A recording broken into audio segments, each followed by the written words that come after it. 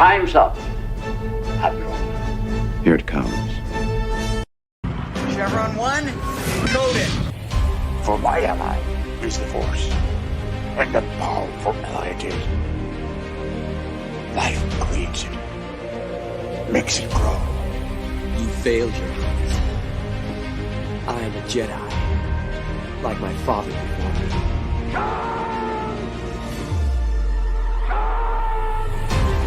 Cry hammer, and let's set the dogs of war.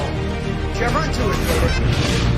Conan, what is best in life? Crush your enemies, see them driven before you, to hear the lamentation of your women. It's on the reflexes. I'll also say that you're heavy into martial arts, Tai Chi and all that killer stuff. I suppose we have to register you as a lethal weapon. Chevron 3 encoded. And somebody ought to belt you in the mouth. But I won't. I won't. The hell I will. Chevron 4 encoded. Do you expect me to talk? No, Mr. Bond, I expect you to die. Chevron 5 encoded. You take the blue pill. The story ends. You wake up in your bed and believe whatever you want to. You take the red pill. You stay in Wonderland. And I show you how deep the rabbit hole goes. Chevron 6 encoded. Not while you can, monkey boy. Great Scott. Background, man. I'm a scientist.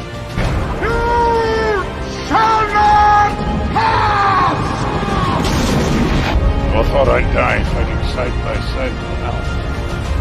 What about side by side with a friend? The day may come when the courage of men fails, when we forsake our friends and break all bonds of fellowship. But it is not this day.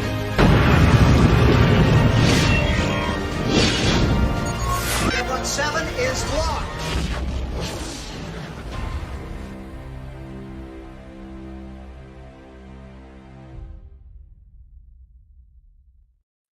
Hail and howdy, everybody. Welcome back to Saturday Night Drive-In, where we take a break from all the insanity of the world, and boy, there's insanity going on right there right now, to watch a movie, or at least in our case, talk about a movie we've watched, because that's what we're supposed to do. We're supposed to sit back, relax, and enjoy shit. How you doing, Jed? Oh, I'm doing great. I don't know if I talk about this enough, but the intro to this stream is one of my favorite in all of YouTube, and it always gets me pumped. I'm always ready to watch like everything listed in there, every different clip that you use, and I'm just excited to talk about movies after that clip, and then of course with whatever we're watching. And Pirates of the Caribbean is a great one to be talking about because it's just so damn fun. It's pure fun. I remember I missed this in the theaters. I didn't get a chance to see it in the theaters because honestly, I didn't give it the time of day.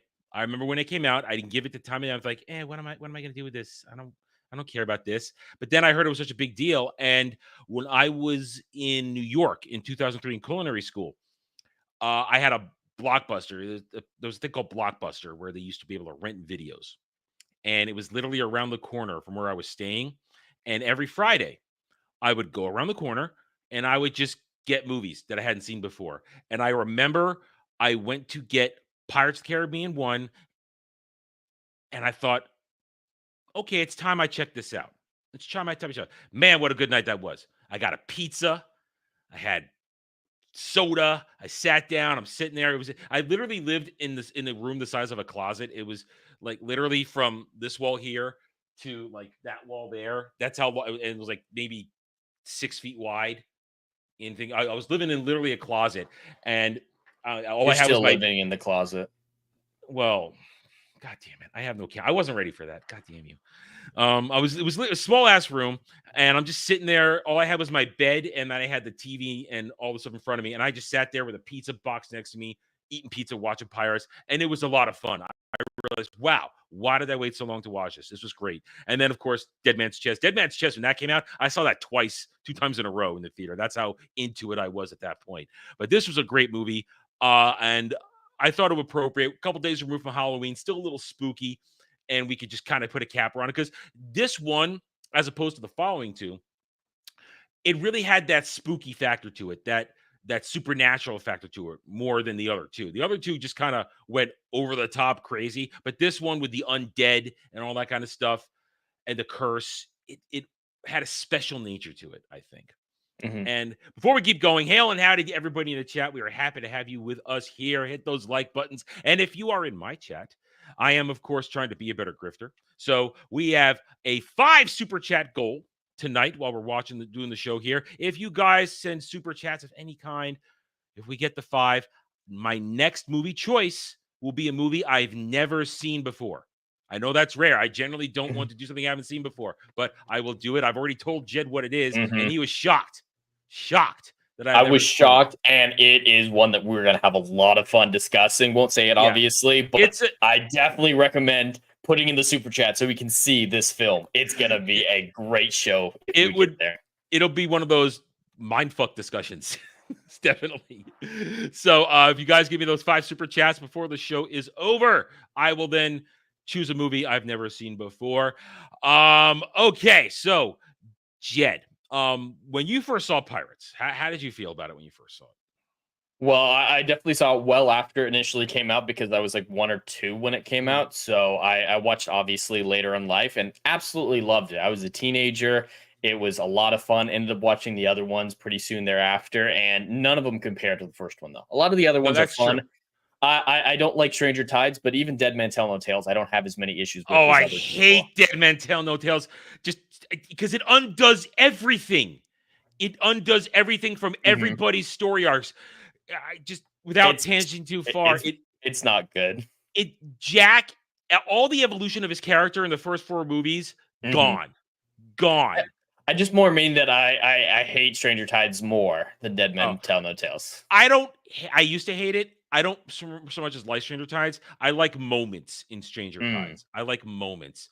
And I accepted it exists, but I kind of like to pretend it all ends with At World's End. I kind of like to just stop there. Yeah. That's definitely the preferable option out of all of these. Yeah.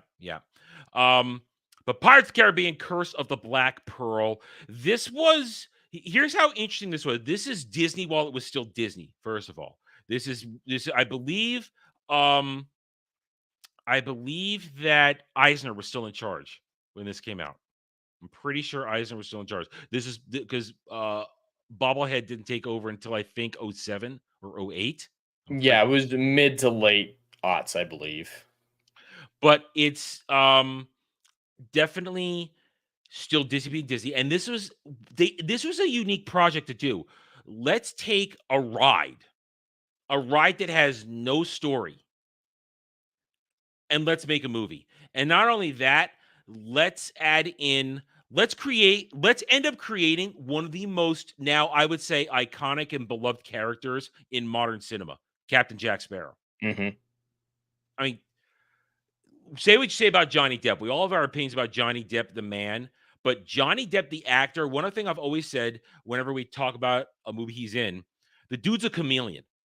He transforms himself into those characters, and he has such depth. I mean, how many times do we talk about a actor or actress that has such limited range that they can't do more than this? Johnny Depp's range is incredible, in my opinion, because it's never the same character twice, and he becomes that character. And Captain Jack Sparrow, I think that is his most famous role at this point. I really think it is. I would definitely tend to agree with that. I mean, there's plenty of other iconic ones that he has, like Edward Scissorhands, but nothing comes to the level of Captain Jack. And this film was just the perfect aligning of stars that it doesn't make sense that it worked. Like, looking back, if I had been around doing my job today at the time before Pirates came out, I would have expected it to be a failure because it just sounds weird, doesn't sound like it's going to work. And of course, I do today have the history of all the other attempted ride adaptation films being utterly garbage. Yeah. So it was just, it should not something perfect happened. Yeah. It's unbelievable that they just got all the right people involved. Here's why I think it worked. Let's start with the cast. Johnny Depp, Jeremy Rush as Barbossa, or Jeffrey Rush. Sorry, Jeffrey Rush. Jeffrey Rush as Barbossa. He's my second favorite. I love Jack, but my second favorite out of all of it is Barbossa. I love Barbossa as a villain, and then as not quite a hero, not quite a villain in At World's End. And even in the other ones, even though, as I said, in Dead Man Tell No Tales, everything that's great about him is undone in that one. It doesn't work. I don't care if she was his daughter. I don't care. Oh, that stuff is garbage. Yeah, that stuff is nonsense. I don't care. But I love Jeffrey Rush and Orlando Bloom as Will Turner. He's great in it. And then even what's her name? Shit, who played Elizabeth? I suddenly forgot her name. Keira Knightley. Keira Knightley. They even managed to make Keira Knightley hot in the first one. They managed to make her hot. They do all they can. She is hot. Well, she's like 7 or 8 hot. I mean, but they managed to increase it with the way they dress her and make her appear in this, where it's like, yeah, you know what? I'm actually thinking about it now. I'm at she's actually rising in stock at this point. Even though Elizabeth, I think she's only 16.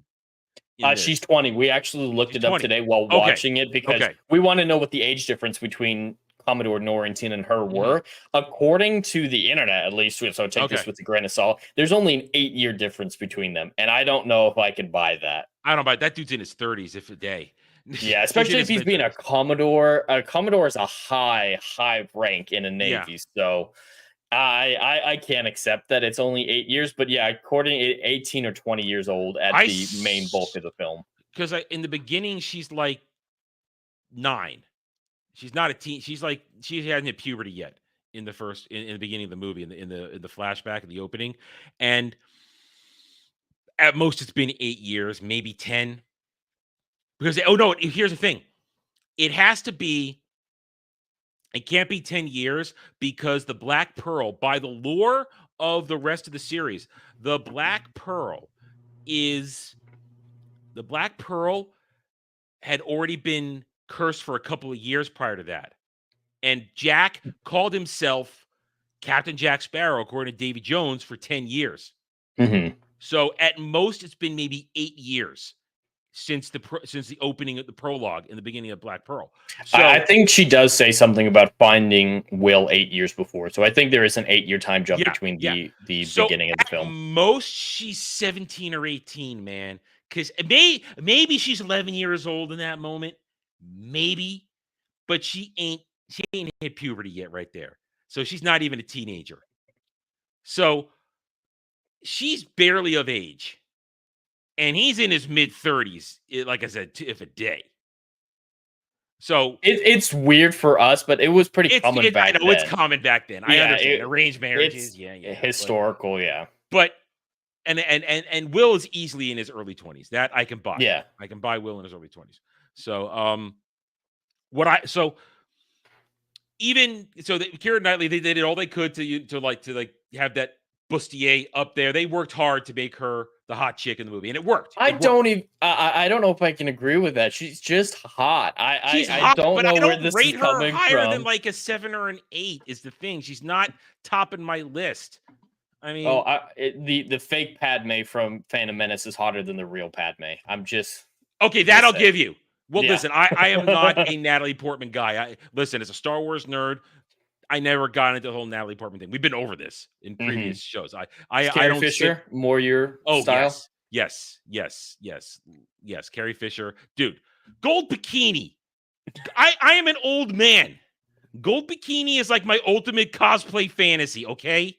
It's more than torn white outfit from Attack of the Clones.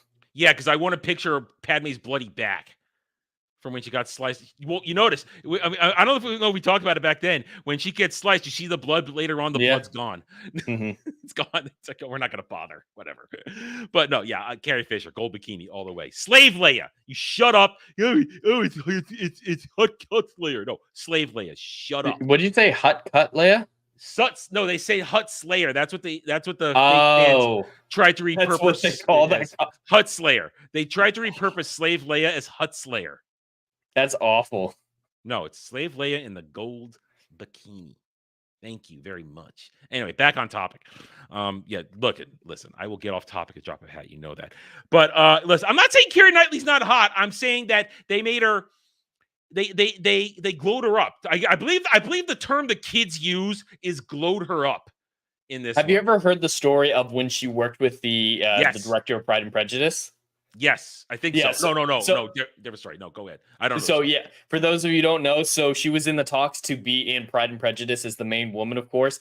And when she was in the talks, she heard that the director said, "No, we can't use Keira Knightley. She's too pretty to play this role." And then he met her in person, and his first words out of his mouth were, "Oh no, you'll be fine." And she got the part. Listen, Keira Knightley. She said she didn't know how to feel about that. That's the thing. Listen. He's old, yes. I'm from the 80s. God damn it, I'm an old man. I don't look it, but I'm an old man, all right? When he says he's from the 80s, that means that's when he was first an adult. That's what he means. Shut up.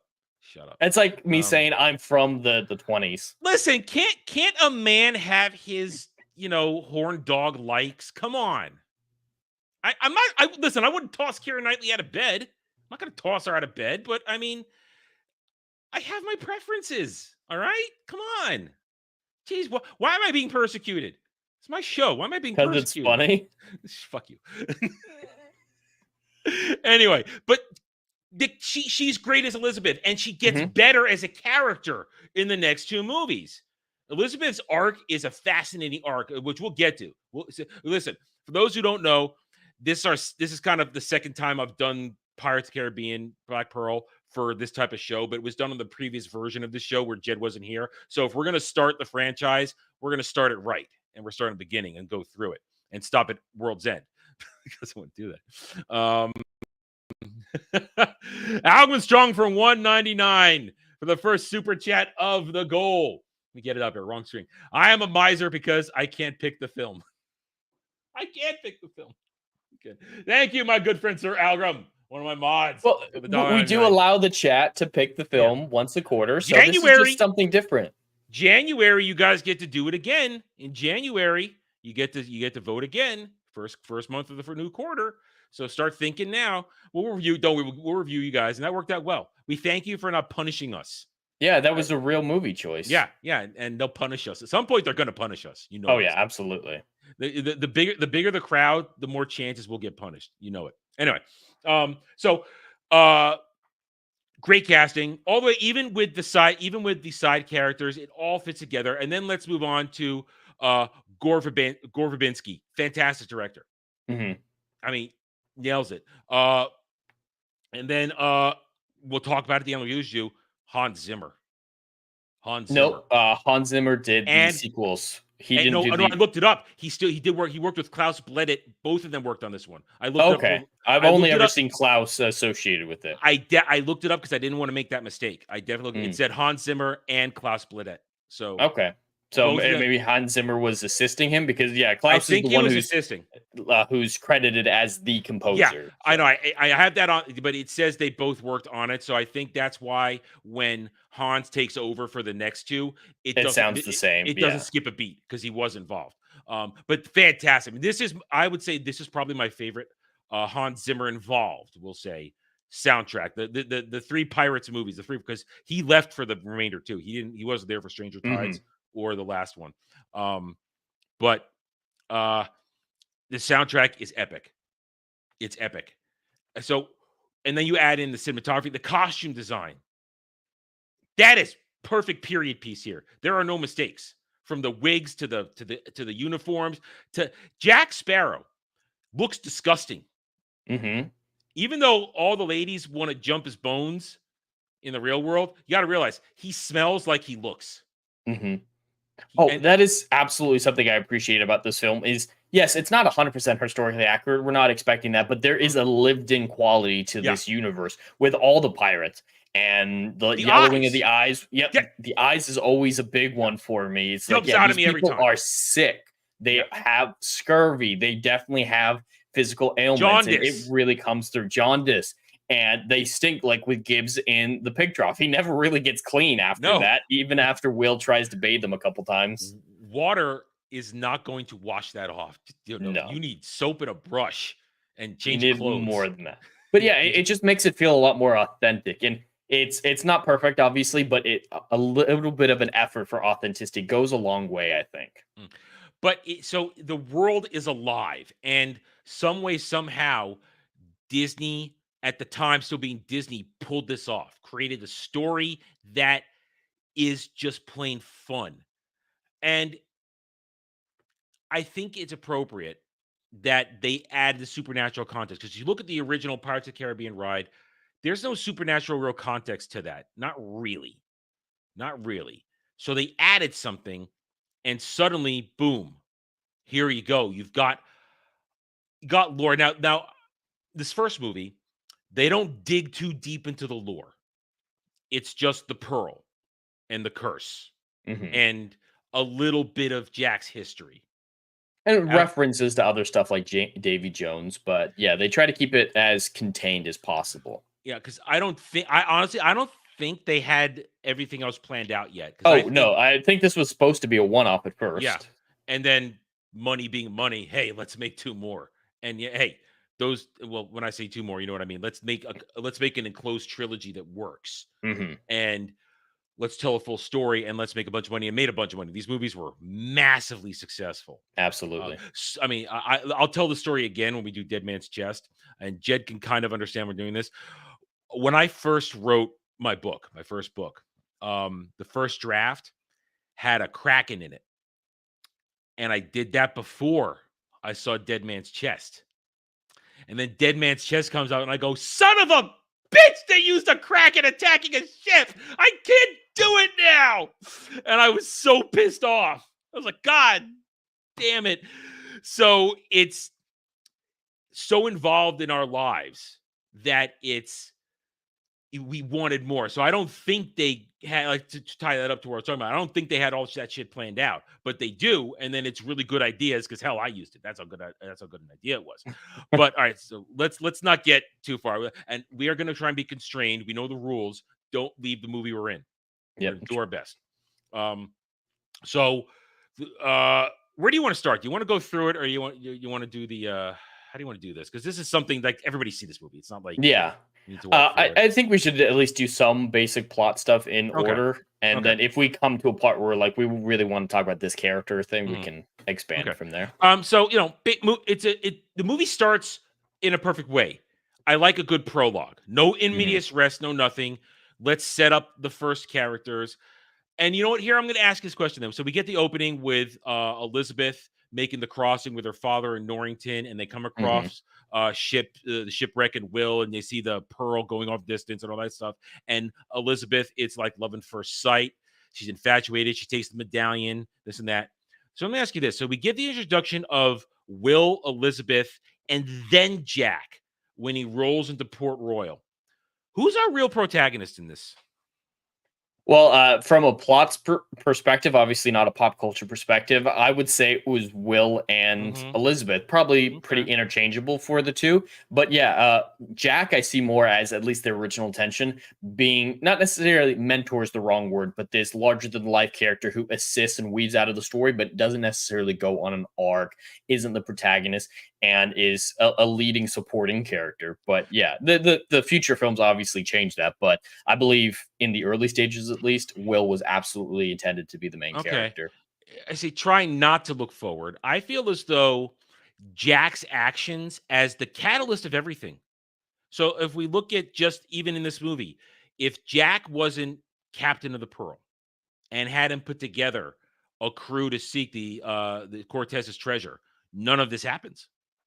So I really think that Jack is still, even in this movie, the protagonist, but it's kind of a dueling back and forth of dancing around it.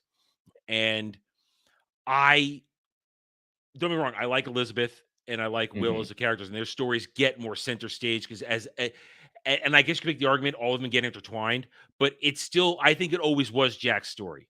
I kind of believe that because I want to explore Jack then. That's where we're going to go with this. Explore Jack. And real quick, because we're keeping with the mission here, Algrim the Strong for another $4.99, singularly rowing the boat towards the noble goal.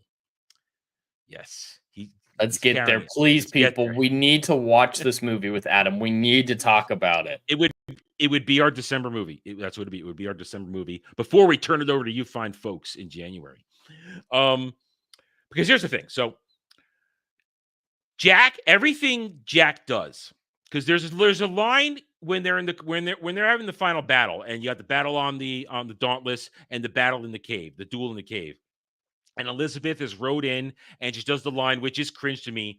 You don't want to know pain, try wearing a corset. I hate that line. I do hate that line. It's really cheesy. Yeah, absolutely. I hate that line. And then she and Will are there after they've taken care of the goons. She says, "Whose side is Jack on?" And Will says, "At the moment." Jack was always on Jack's side. Mm-hmm. That's the thing. Jack was never on anybody's side but his own. And here's also the thing. Jack is a dishonest man, but show me a moment where he lied to anybody in this movie. Like outright? Like, I mean, he can steer it. He steered it and he clouded his answers. But I'm thinking about it now. Did he lie flat out to anybody?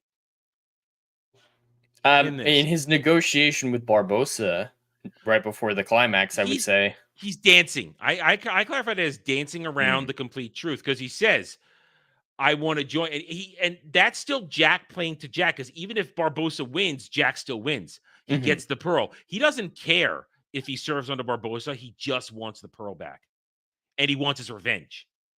Either or. He would then wait to get his revenge, because the line, the opportune moment.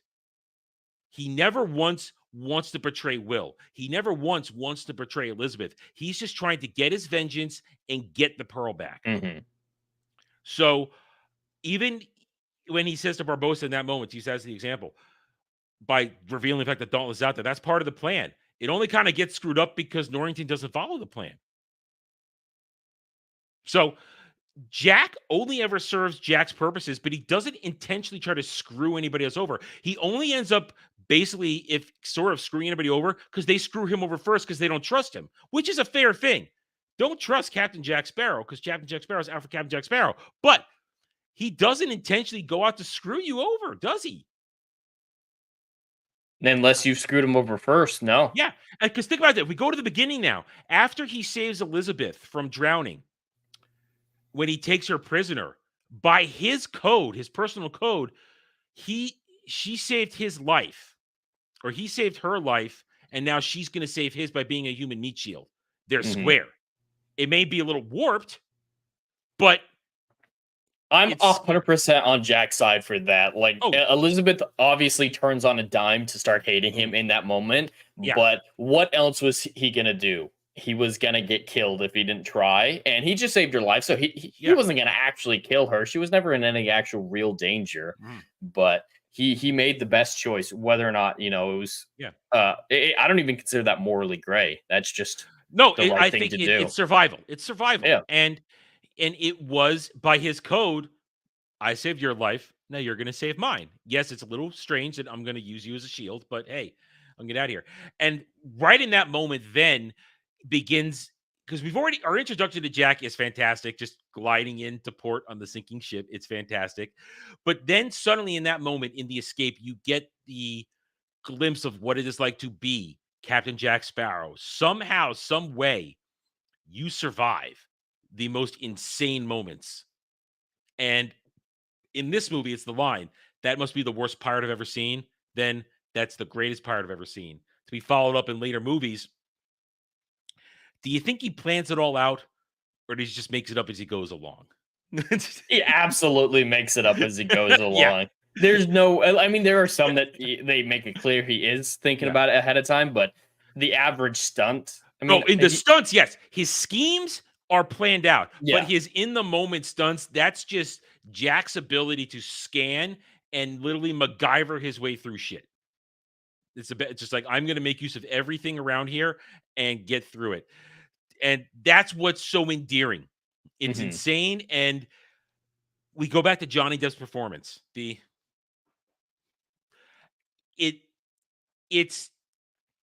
not gay, but his mannerisms are fruity, to be kind. To a certain extent, but I love the subtlety of that, because when he's actually out at sea, he doesn't walk like that. And they've explained why there's that difference between when he's on sea and land. It's not exactly accurate, but the idea is he's so used to being on sea that his body is constantly compensating for the tide and waves and stuff. So when he's on a boat, Yeah. he's completely still, completely at ease. And then when he's on the land, he's like, "Whoa, where are the waves, man? Where are the waves?" Yeah, and so It's weird. it's weird, I but love it. it's Jack Sparrow, Mhm. and you buy into it. And even though it's fruity, it's not gay because It's not gay. because he Jack Sparrow is still masculine because he's always doing alpha things. He's always trying to take command. He's always trying to lead in a strange way, and he's always aggressive when he needs to be. And he because when he first encounters Will in the blacksmith, I I love that scene from a direction standpoint because in that moment they're taking choreography seriously. Mhm. And I Very appreciate that so seriously. much. I appreciate that so much. And you saw that Bloom and Depp, they took the time to learn the choreography. So they're Mhm. not just and you really see it later on. We have when Rush and Depp are dueling in the cave. That's just and we want to talk about next movie, the Wheel of Destiny scene at the end of the Advent Time. That is a work of art of dueling choreography. All right, anyway, next movie. All right, but so when you saw that first scene, like me, did you appreciate the fact this is choreography? They're taking this seriously. I know I'm in for a fun action ride when they get to the action stuff. Oh, there's so much that scene does very well. A lot of show don't tell with like the Mhm. donkey and stuff like that, even though it's subtle. The dialogue in that sequence, I think, is next Mhm. level. I do have issues with the plot of this film overall. Like, there's a lot of coincidences, especially Jack being in Port Royal at the exact time for the first time when Keira Knightley falls in the water and activates the spell. I have a headcanon answer for that. Would you like to hear it? Sure. We don't know it yet, but we know the compass takes you where you want to go. It leads you to your heart's desires. So he was following his compass, and the compass took him to Port Royal. Well, then it's a matter of this is the first time in 10 years he's managed to do this, and it's the day that she falls into the water Mm. and I'll give you that. activates. That'll give you. I'll give you that. The fact that he's in Port Royal in and of itself isn't that bad. It makes sense where he'd eventually get there, or like you're saying, using the compass. But it's also the day, completely unrelated to him, that she falls in the water and calls for Barbosa. Mhm. I'll give you that. I'll give you that. But the actual fight sequence, a lot of the dialogue is so subtle, and it really explains a lot of their character motivations and especially Will's hatred for pirates. I love when he says, "I train 3 hours a day so that when I meet a pirate, I can kill it." Mhm. Like, that's such a subtle choice using it instead of him, And but it Jack's shows how response. dehumanizing he sees pirates. And Jack's response is brilliant. Maybe you do all this because maybe you need to get laid. Oh, maybe you're doing this because you can't get the girl. And that just makes you feel ready. Now, I want to know if you've noticed this. This is something I noticed years ago, and I notice every time. During that scene, there's a reason that you never see Orlando Bloom in anything but a long sleeve shirt in all these movies. Do you know why? And I noticed it in this scene. I don't. During the duel, Tattoos? the cuff goes down. You could see Chinese character tattoos on his wrist. Mm. And they missed that because Will. Now, you can get away with that if Will had been to Singapore, but Will's never been to Singapore. So he's always wearing long sleeve shirts because Orlando Bloom has Chinese character tattoos on his right wrist, underside of his right wrist. And I catch it every time. I can't not see it because I know it's coming. Now, of course, they could have gotten away with that in the third movie when they're in Singapore. That's what I was thinking. But yeah, they never do it. He still wears a long sleeve shirt every time. So just a little fun fact that I've noticed for all these years. So yeah, you'll see it next time. Now you'll see it during the duel. You'll see it. You won't be able to unsee it. I've ruined it. I've broken the immersion. Yeah, for this film, if my criticisms of the film haven't been able to ruin my immersion and my enjoyment of it, the fact that there's the slip up in costuming isn't going to do it. Because as much as, this film doesn't have a whole lot going for it with plot soundness, its characters are incredible, its dialogue is immaculate, and it's just fun. And the special effects hold up. Absolutely. This the shifting at times from undead to flesh. It's fantastic. And they add a little whoosh sound when it goes from one to the other sometimes. It's Mhm. great, and it still works. And that's pioneering special effects back in the day. They hadn't really done something like that yet.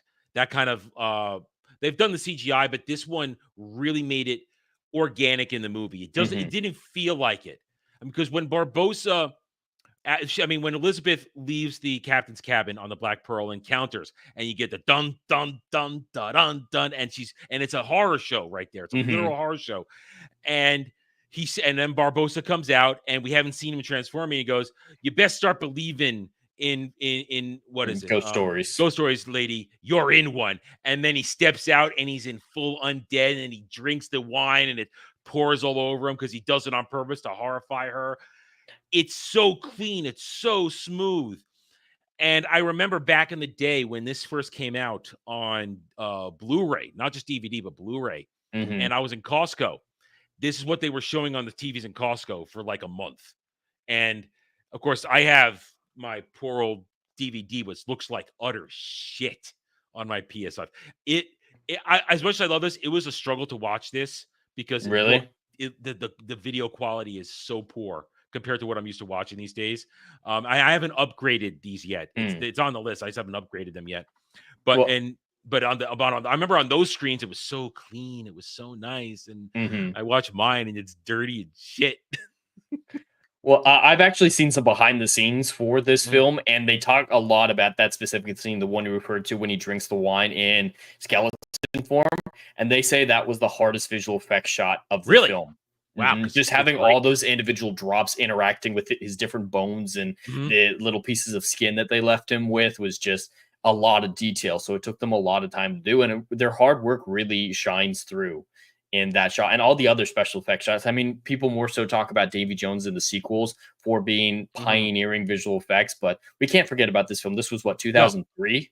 It's Uh, I think it had to be 3. It had to be 2 or 3 because I was in New York when I rented it, which mm, means it had to be at least out 6 months before. Back then, it was like 6 months before anything hit the mhm. shelf in a video store.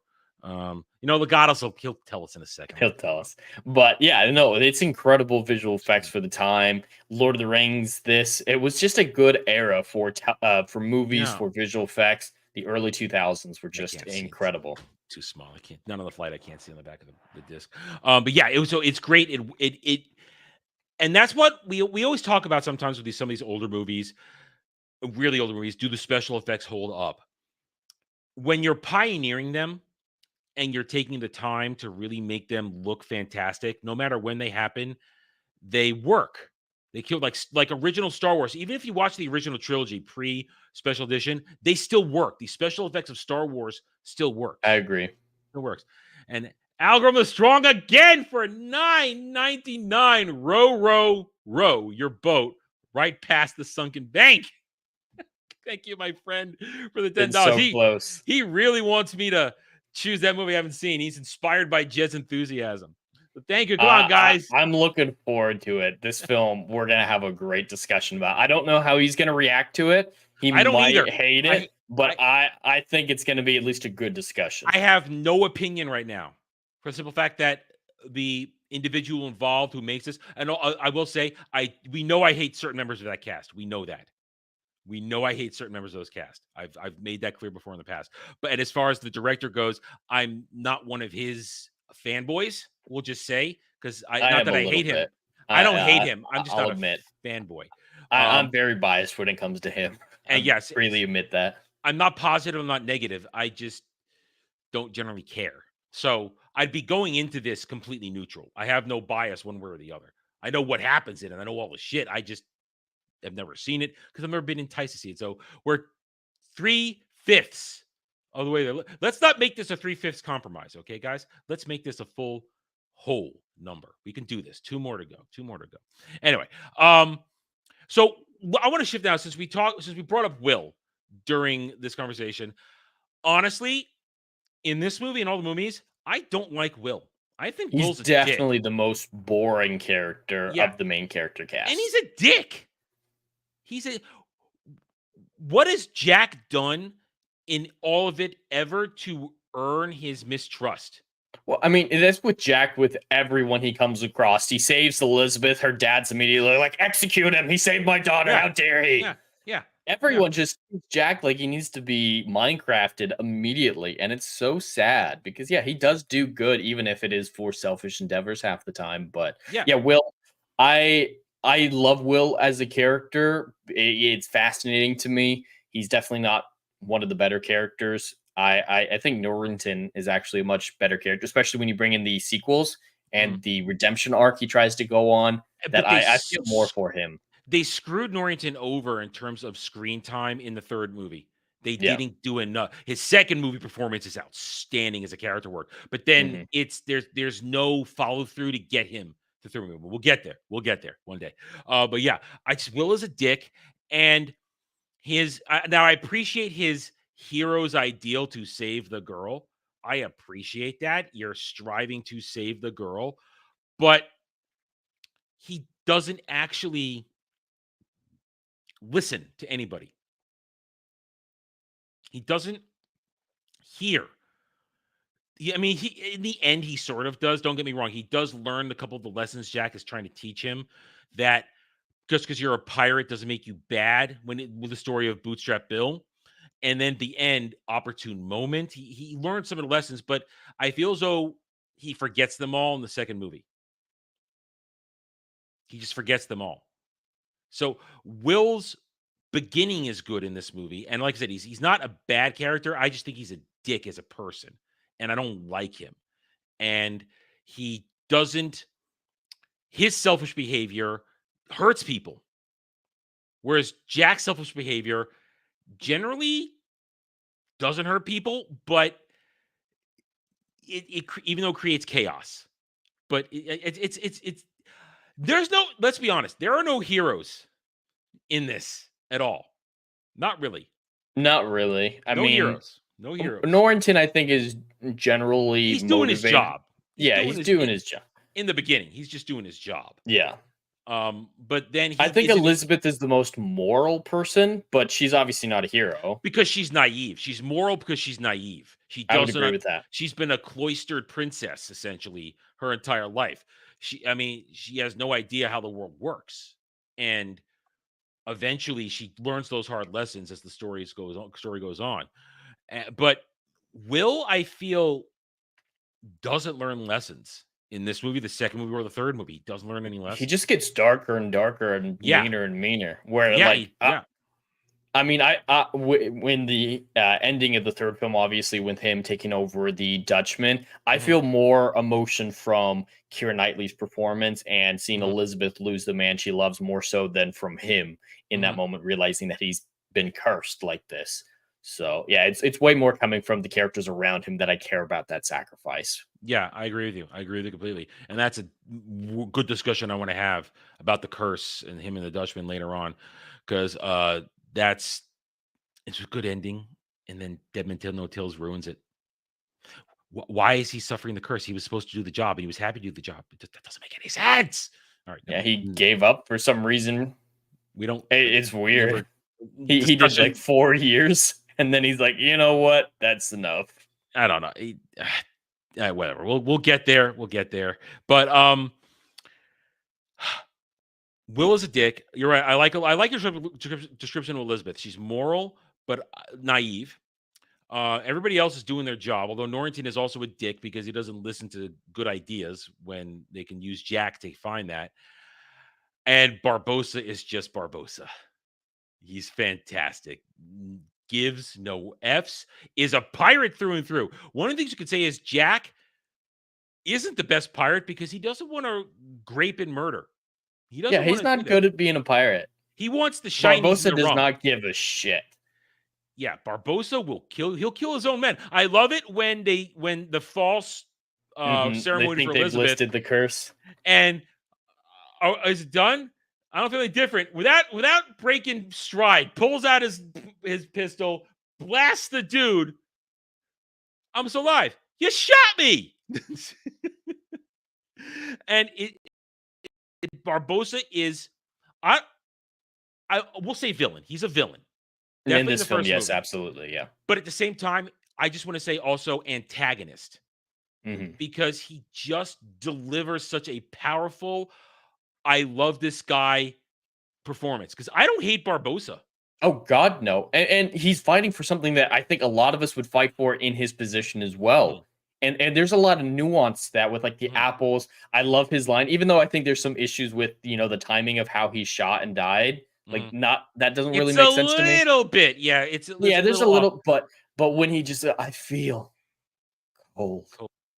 And then Like that's drop the built up apple. so well throughout the film with his motivations and his Mhm, simple desires. mhm. It's really simple. Just At he that wants point, to taste an apple. he just wants to have a feeling that the rest of us take for granted. Taste. Hmm. Taste. Doesn't want to get laid, doesn't want to get drunk. I just want the taste of a juicy apple. Now you can also, interpret that in many different ways. You But can. But yeah, his character is just so implicitly understandable, so authentically pirate-esque that he has to draw you in. And you can't hate him. Just like you're saying, no. he's not a villain that you hate, or if you do, you love to hate him. Mhm. And I understand him. I don't know if I would make a whole lot of different decisions if I were in his place, besides the initial mutiny that we hear about with Jack. Yeah. But once they're cursed, he just wants to lift the curse to die or experience things. Just this Yep. limbo that he's in is torture for all of them. So I relate's the wrong Well, word, but let me I ask you understand him. let me ask you when he says our punishment did not was disproportionate to our crime. Do you think that's true? Their punishment, the curse, was disproportionate to their crime of stealing the treasure? What do you think? I do because we don't consider treasure hunting to be a morally Mhm. bad thing. If you're robbing from people, piracy that's more in the morally gray area or black area, And depending you're on how right. you're going about it. But it's just abandoned treasure for And that's hundreds their of years. and that was their first voyage. That was their first voyage to get the treasure of Cortez from Isla de Merta. So when they do that, they hadn't done full on piracy yet. I'm sure they had No, because listen, yeah, on Barbosa, other ships, but obviously, as but as a as that crew, crew, yeah, yeah. because that's what Davy Jones gave Jack the Pearl to do, right? Is to go after the treasure of Cortez. That's I what we don't found out. know. I don't know for the Christian Cortez. All I know is that and we'll go over this course later, when we first encountered Jack and Davy Jones, he says, 10 years ago, you made a deal with me to raise the pearl from the depths, and it's been 10 years. That's all we know. I don't know Mhm. if maybe in novelizations there's a little more to it, because there are some there are some Pirates of the Caribbean books out there that flush out Jack's history. I Mm. know that, but I don't know if it is directly related to the Isla de Merta. I don't know if it's Mhm. Cortez's treasure. I just know that Well, Jack wanted the pearl. now, the only real bad things that we know happened or crimes that they would have committed during this time was the mutiny, leaving Jack, and Bootstrap. They killed him right after the island or right before the island? They killed him after after they mutinied Jack and after they left him on the island, and then Bootstrap was protesting it. So then they tied his bootstraps to the cannon and threw him overboard, or Barbosa No, did. no, no, no. It had to have been after the island because he was the It first one was to after take the island. treasure. It was Yeah. after the island because he said he took the coin, and he sent it to Will as protest, Mhm. and then he protested, and then Barbosa basically sunk him. And of course, I like to think that they went through the logic of, hey, maybe he's cursed like us, and so they've been searching the bottom of the sea, and they could just never who find his knows? body. Well, I don't know. Well, they could try, but they have no idea where they would have dropped him because Not who knows exactly, where they but I were. imagine at a certain point they might have been desperate enough to give that a shot.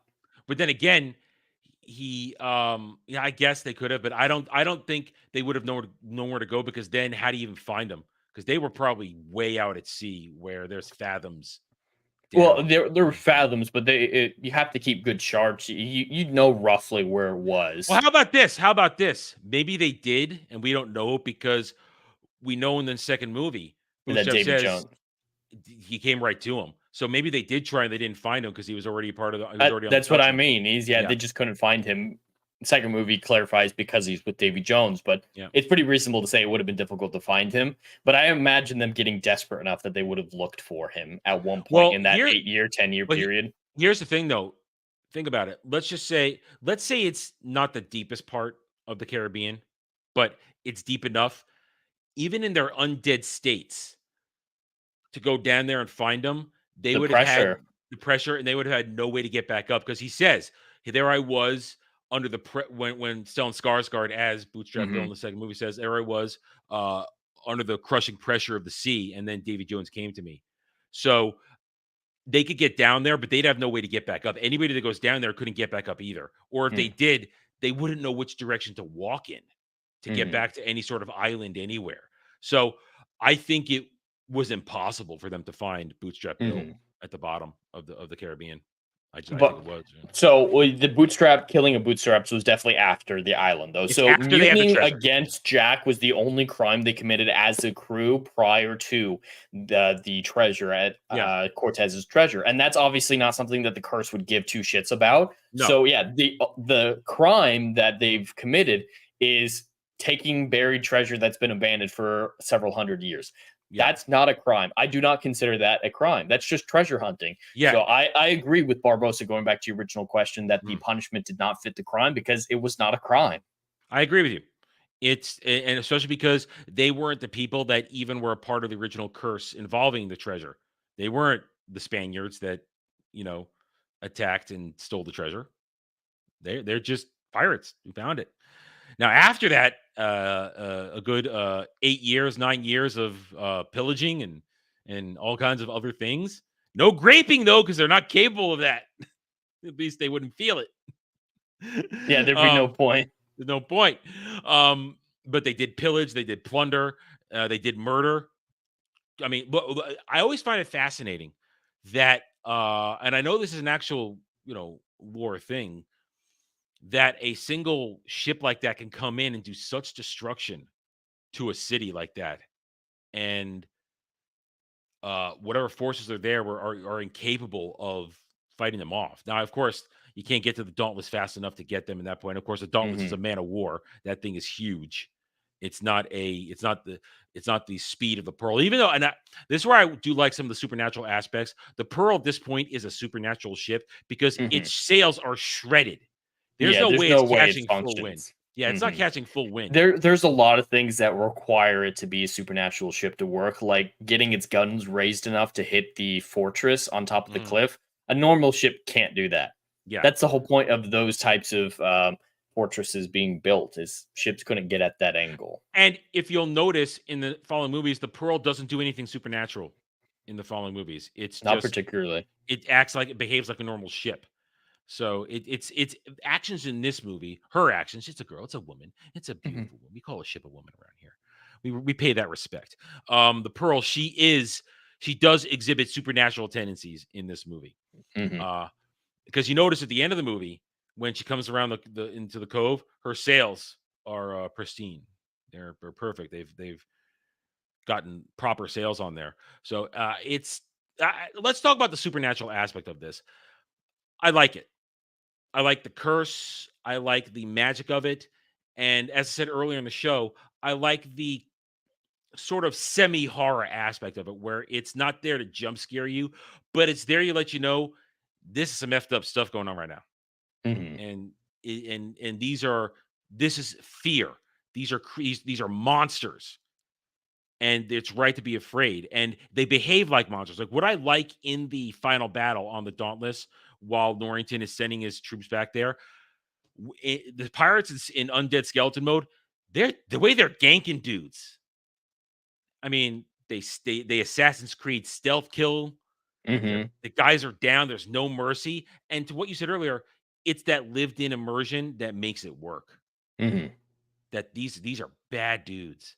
Well, they had a difficult task making a PG film depicting pirates, because pirates are kind of like Vikings, where they did a lot of depraved stuff that is difficult to portray to an audience, especially of a kid-friendly variety. But they did so much with those restrictions. I think they struck a perfect balance between accurately showing, like you're saying, these are incredibly evil dudes doing depraved things, but taking it back from actually, going into graphic detail like they could have. I think the balance was really good to make it feel authentic and family friendly, which is a very difficult balance to strike. A lot of people struggle with that balance. But they made it work. Absolutely. I mean, this is, even though was it PG or PG-13? I think it's PG-13. I thought it was PG. No, it's PG-13. It's PG-13. Is it? Okay. Yeah. But even still, I think they rode that balance pretty That's well. pushing the boundaries for Disney. This is still when Disney was trying to be Disney, and they weren't trying to break the mold of we're just a kids or a girls franchise and stuff like that. We're trying to provide entertainment. So they rode that very nicely, and the kids aren't going to be scared, especially and it especially adds that uniqueness during the final duel when Jack gets stabbed and you see him in undead form. And he's like, well, that's interesting. And he's rolling the coin. Mm-hmm. And then when they have Jack and Barbossa shifting in and out of flesh and bone when they're dueling, it's glorious. And you're into it. Of course, the music is pumping, and let's in the end here. Let's talk favorite scenes as we go out of here. Then I think it's the best way to go out of this. What is your favorite scene in this movie? That's very difficult for me to answer. I mean, we've already talked about it, but I would probably have to say the duel at the beginning with Will and Jack. That one's definitely high up there for me. But the other one would be the one you just mentioned, the entire final fight sequence in the cave, because one thing that I praise a lot in older films or just films in general is when they can do environmental sword fights or fight sequences in general, where it really feels like you can interact with the environment. You're not on a green screen. You can jump on something. You can grab something that's random there. And they took advantage of the supernatural elements as well, like when they're in skeleton form, shoving the grenades up them, interacting with these characters differently based on it. Like it just makes it all feel so real because of everything, and nothing's just there for superficial sake. Nothing's there just to be an aesthetic. Everything is interactable, and that's something you can't say about a lot of modern stuff. It just feels so flat and two-dimensional. I agree. And my favorite, I have a lot of favorite moments, but my favorite complete sequence is the finale, and it starts right after Jack convinces Norrington to let him go in. The camera shifts and you have Jack just rowing there with this shit-eating grin on his face. I love that moment. He's like, because he doesn't know everything's going to work out, but he's still a little bit ahead of everybody else. He's just a little bit ahead. He has all the pieces are in play, and he simply has to move them a little bit more to get there. And Algrim the Strong moves it just a little bit more with 1999. More buck, less bank. One more to go. Somebody carry us across the finish line for Algrim. He has done the heavy lifting. One more. But that moment, so he's got that shitting grin on his face. He's so self-fulfilled of his plan working out. He's this close to getting the pearl and getting his revenge. And then all hell breaks loose because Barbossa introduces the equation, a factor he didn't know about, make them walk on the bottom of the sea to get to the Dauntless. And then the choreography, the two battles, the great cinematography, the great direction, the clean shifting back and forth between each one, the score of Hans Zimmer and Klaus Bladet or Beldelt. I can't pronounce it either. I can bring it up. I've got it right here. Let me bring up my music files because I have it right there. I can bring it up right. Where is it? I have one real easy to get to. There it is. Klaus Badelt. Badelt. Badelt. The score is just every up and down. This is why I always attribute the fact that these guys are working very hard to be very John Williams-esque, where the moments in the music are matching the movements that are going on. And that to me, that's what makes a great score and a memorable score, when you can hear it and see it in your mind at the same time. And all the way leading up to the point where Jack cuts his hand, takes the medallion, throws it. Will catch it. Thing is, Will catches it off camera. You don't even see Will. That's trusting the audience. Will catches it off camera, and then Barbossa turns and aims, but then you hear the shot, and it's not him, and you realize Jack finally took the shot. And I know you said you have a problem with that split moment of it's maybe a little too early, but then Will cuts and drops, and it all comes together in a great sequence. of events. And I just love the choreography, the cinematography, the score. Everything works. Everybody is acting at the top of their game. Their emotes are perfect. Jeffrey Rush's just stunned look. I got my wish and now I'm dead. It's a great moment, and it's how you build tension for a whole movie and just reach your crescendo and pop, and you're satisfied. And yes, I meant it like that. Hey, I got to stay on. I got to stay on brand, don't I? But I agree. It was so well put together. The only change that I would make to fix my little problem with it is when you cut to Will saying it's not too late, have him just showing his hand cut empty. The point is already in the chest, and then it's perfect. And Halgrim the Strong, the man is a one-man army, rowing that boat all by himself, rowing the Black Pearl. He rolled out the sweeps all by himself, and with his manly arms, his strong arms, he rowed it all the way to the finish line for 49.99, completing the world record lift in record time. Next, voluntary pick, The Lion in Winter, educate the Crimson Count on the best film. Well, next voluntary pick. Okay. All right, we got a double thing because of that. My involuntary pick has been earned, but a voluntary pick, I will, because the man did it all by himself, I will grant his wish.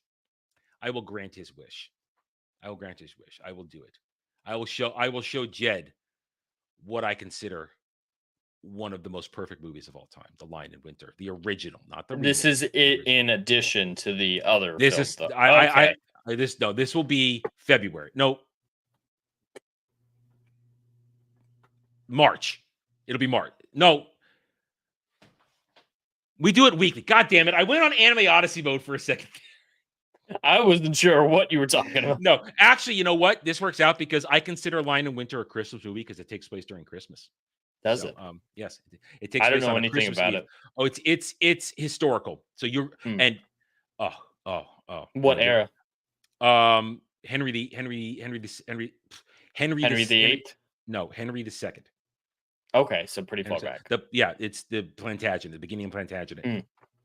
Oh, dude, this is one of the best movies. This is Algrim has gotten you guys. We've earned the goal. So that was the super chat goal today of any kind. He was just supremely generous to get me to choose a movie I've never seen before for my next pick, which will be, I guess, after Thanksgiving. Your next pick would be the 16th. 16th. Okay, so 16th, we got that. But then, whether we do Thanksgiving or not depends how the weekend goes. My next pick after that will be, because he was so generous here and because he did it all by himself, he earned the extra pick of Lion in Winter. You're gonna love this. This is a masterclass in everything. This movie. It's glorious. I love it. I'll say it now because it's a perfect movie. It's one of the two movies I consider perfect in the world.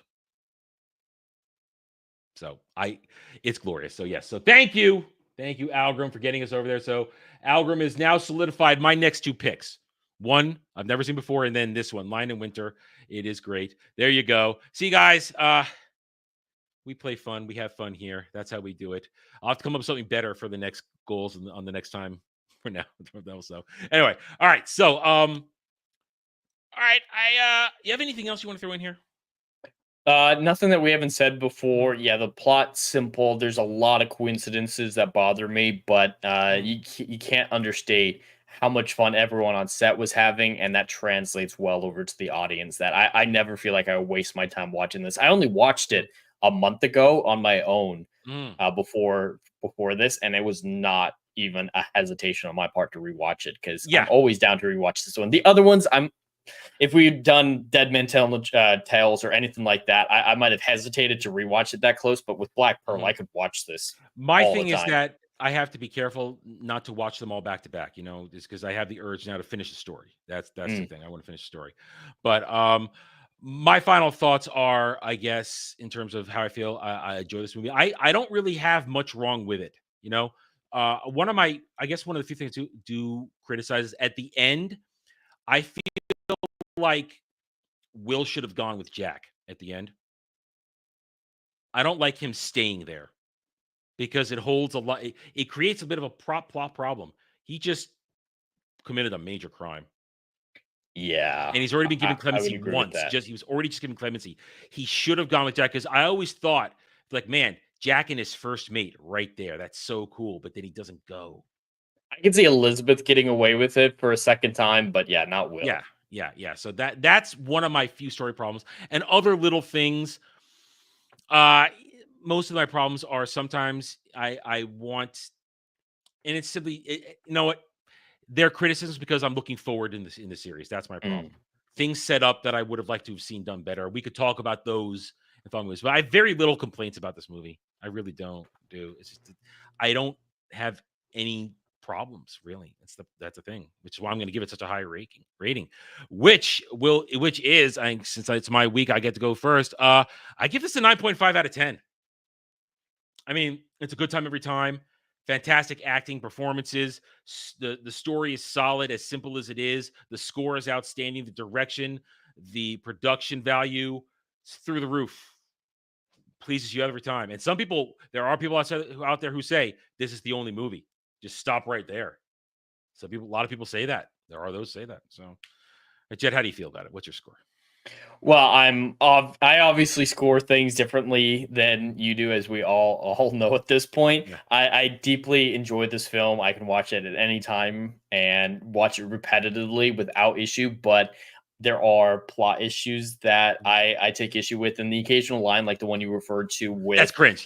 Try wearing a corset. That one is very cringe, and there's a couple other examples of it. So I bring it down a little bit. It is the only Pirates film that I call good. The other ones I enjoy, but this is the only one that I call good. So I give this one a 7 out of 10. For you, that's fair. That's very fair. Yeah, and I don't disagree. It is the good one. The other ones are fun, but there are a lot of problems. Mm-hmm. Even in the two that I really like and the two that I don't like. So, well, there you have it, guys. There you have it. Another one in the books. Jed, what do you got for us next week? Well, I hesitated slightly to choose this one, mainly because it's a fencing movie right after a fencing movie, but it is such a good time that I'm excited to show it to Adam. So I think we're going to get away with it. I think we can get away with 2 fencing movies back to back. We'll be choosing the follow-up to The Masks of Zorro that we did a couple months ago. We will be doing The Legend of Zorro, which is the one I'm more familiar with. And I think even after rewatching Mask, I think Legend is better. So We'll see what Adam thinks next week. And now for the next 2 weeks, movies I've never seen. I've never seen Legend. So you're going to get 2 fresh takes from me. 2 fresh takes. And, I'll say it now. I'm not going to leave anybody in suspense. When we come back, my voluntary choice that I've never seen before, we're going to watch Inception. I have never seen Inception before. So that's going to be discussion on the discussion. And then after that, when I come back for the next time, Lion in Winter. Inception might be difficult for you because it is definitely a film you have to rewatch to catch everything. So your first time through, you might be, I don't get this. This is stupid. We'll see. But on your second watch, you'll be like, oh, that connects to there. All right, now it makes sense. Like we'll see. It's not a simple movie. Oh, I know it's not. It's freaking Nolan. Nothing simple with Nolan. Love it though. Yeah. Inception is one of my favorite films of all time. Okay, well, there you have it, guys. So thank you all. Thank you for being here. Thank you to Algrim for taking us the whole way to the goal this week. You see, guys, it's not hard. Doesn't have to be. I don't put a limit on it. It could have been small chats and we still would have got there. But thank you one and all. I appreciate each and every one of you for joining us across both chats. Hit those like buttons, subscribe to the channels, and we'll see you in the news. And if you stick around here right now, you will be carried over to a gaming stream later tonight, helping out Dermy with his 24-hour stream where we're going to be playing some Among Us. It's going to happen again. A lot of yelling, screaming, gnashing of teeth. You can follow my perspective at 9 p.m. Eastern. So go on over, hang out. I'll see you guys in a couple of hours. I got to go eat some dinner. And we'll have some fun. We'll keep Dermy awake. And, well, actually, no, it'd be funny if he actually fell asleep. But he's not even close to sleep yet. He's got to worry about that tomorrow. Anyway, thank you all. We'll see you next time. Until then, take it easy. Have a good night or day wherever you may